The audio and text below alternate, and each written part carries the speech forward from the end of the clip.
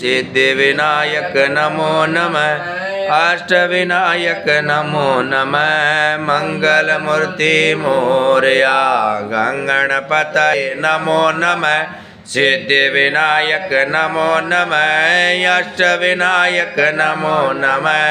मंगलमूर्ति मोरया प्रणम्य शिरसा देवं गौरीपुत्र विनायकं भक्तावासमरे नित्यम् आयुष्कामार्थसिद्धये प्रथमं वक्रतुण्डं च एकदन्तं द्वितीयं तृतीयं कृष्णपिञ्जाक्षं गजवक्त्रं चतुर्थकं लम्बोदरं पञ्चमं च षष्ठं व्यक्तमेव च सप्तमं यज्ञराजेन्द्रं धूम्रवर्णं तथाष्टमं नवं बालचन्द्रं च दशं विनायकम् एकादशं गणपतिं द्वादशं तु गजाननं द्वादशैतानि नामानि त्रिसन्ध्यं यः पठे नर न च विगन्भयं तस्य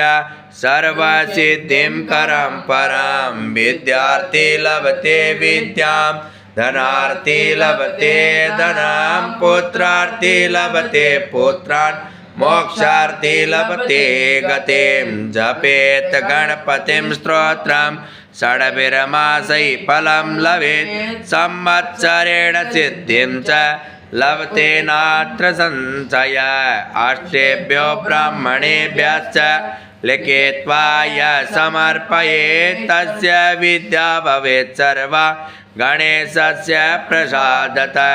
गणपतये नमो नमः। सिद्धिविनायक नमो नमः। अष्टविनायक नमो नमः। मंगलमूर्ति मोरया सर्वमंगलमांगल्ये शिवे सर्वार्थसाधिके शरण्ये त्र्यंबके गौरी नारायणी नमोस्तुते नारायणी नमोस्तुते। ॐ गजाननं भक्तगणाधिसेवितं कपितजम्बफलचारुभक्षणम् उमासुतं शोकविनाशकारकं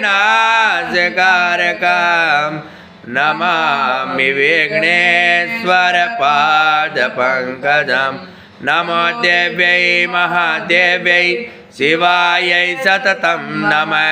नमः प्रकृतिभद्रायै नियतापणसंयताम्। ॐ भूर्भुवस्वः गौरीगणेशाम्बिकाभ्याम् आवनार्थे ध्यानार्थे गंध पुष्पाणिं समर्पयामि। बोलिए गणेश जी भगवान की जय हो। बोलिए गौरा मैया की जय हो।